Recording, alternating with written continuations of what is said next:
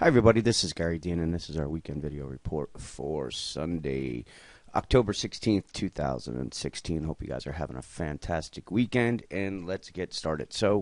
When we were down here, I was saying I would not really be too aggressive adding new short positions, and the reason why was that we were at some support right here, and if we just take a quick look at the 60-minute chart, we were having some bullish divergences on the SMI. So by taking adding a new short position on especially a break from this support right here, it's been a trap every time, and it's one of those things that we want to get in trades that where we have the odds on our side, and yes, we could have kept going down, but it wasn't a high odds trade because of the support and because of the bullish divergences here. So I'm still yes, one could have taken a short right here. It looks like it could be that may have been the high, but there's a reason why I'm still maybe believing or leaving the door open is for another push back up to the 2152, somewhere in this area here. Now, why is that? Well, if we just take a look at the 15-minute chart, which is a fairly small tight time range. Sorry about that. Time frame.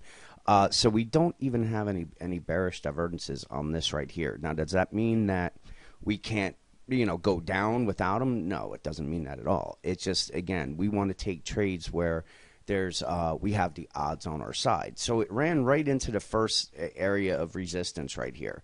If they break through, my guess is they're probably just going to come to test the moving average up at a 2153, and if they get above that, then there's a shot that they could make a run to the 2164.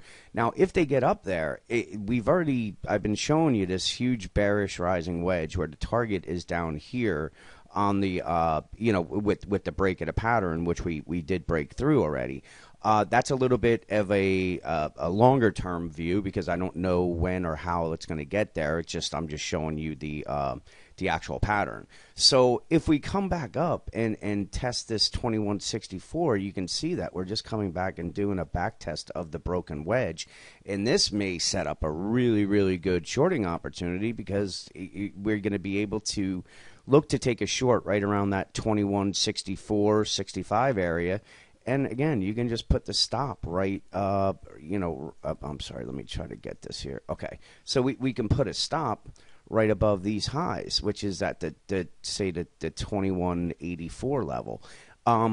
So 67 to 84, it's about 17 points, which wouldn't be great to be short, but it's less than 1% if you're just looking at the overall what's taking place with the S&P and where the price is. So if they come up, I think you'll be able to structure your short position where you're going to have some stop limits, and if it ends up breaking out to the upside, then you're going to be out of the trade, and we just look for the long trade.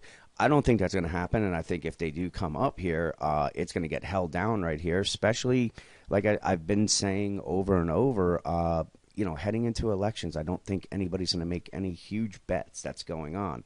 One thing I've been saying and why I've been very bearish on this market is we've had a lack of reset with the momentum on the daily. You can see we're right at the mid-range, pretty much where we were with this low here. A complete reset, it means it still has a ways, a little bit to go to get into there, but we are, burning off some of the overbought conditions.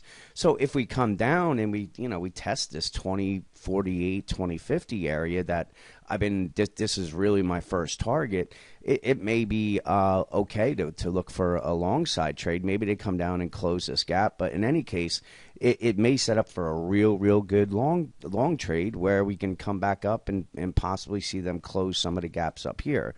So I'm open-minded with what's going to take place tomorrow. If they do head up in the coming days, then again, we want to. I'd be waiting right around this 2164 area to short. If we look at a 60-minute chart, again, you can see we had the bullish divergences on the SMI. We made it right up to the declining moving averages and the first, say, resistance zone, and then came back and pulled up. And just from a technical speaking, usually when they gap up and then come down and close the gap the same day, it's usually pretty bearish. And if they did it on the upside, it would be bullish. So it's this is definitely leading into question of whether they are going to come up to this area. But if they do, what I think right now, the bulls really have to defend. It might be easier showing you on a 15. They need to defend this 2130, 2128 area. If they lose that, then most likely we're going to get a fairly quick reaction trade back down to these lows right here. And if they break them, then we're going to anticipate that we're heading down to the 2100 or lower. If they hold it here, this is where it would be an A, B, and then they come up and make a wave C someplace up into this area here.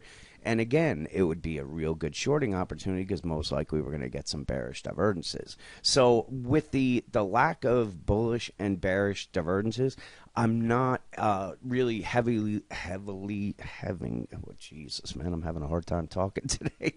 Heavily jumping on either side. I'm gonna let things play out first and see what breaks. But if we head up and we start seeing divergences, that's when you start looking for the short side. If we head down, I may just watch, like I've been saying, and wait for the low to come in and probably look to buy because we're going to get if history is going to repeat itself, we're going to get a really nice reflex bounce like this. So that's really about it. We want to keep an eye, on this 2128 area. If we just take a look at the 5-minute chart, here's some fib retracements. So this is that 2127 is a 62% retracement. Below that 2121, this is really the last line in the sand. If it breaks this, you probably can short it and then just continue to short the bounces because we're most likely taking these lows out. But like I said, if they find support, then I'm really, really leaving the door open that they're going to come up, take these highs out, and possibly come and close the gap at the 2162. And again, just on a 5-minute chart, you can see we don't even have bearish divergences. So that's why, again, I wouldn't really get too aggressive on the short side, even though I'm still kind of leaning that these are not the lows. But you just want to be cautious when you enter it because you don't want to be in a trade that you see rallies some 30 points against you. It's not fun being short. So you take the easy money, wait for the bounces, short again, and continue to do this until things change and we want to start buying dips. I don't think we're there right now. I think that there's still some more room to go on the downside, but again, you just want to be a little bit cautious with things because we've seen them just make the face ripping, short covering rallies in the past, and most likely you're going to try to keep that same type of trade. So with that, let's see what plays out tomorrow, and enjoy the rest of your weekend, and I'll talk to you in the morning.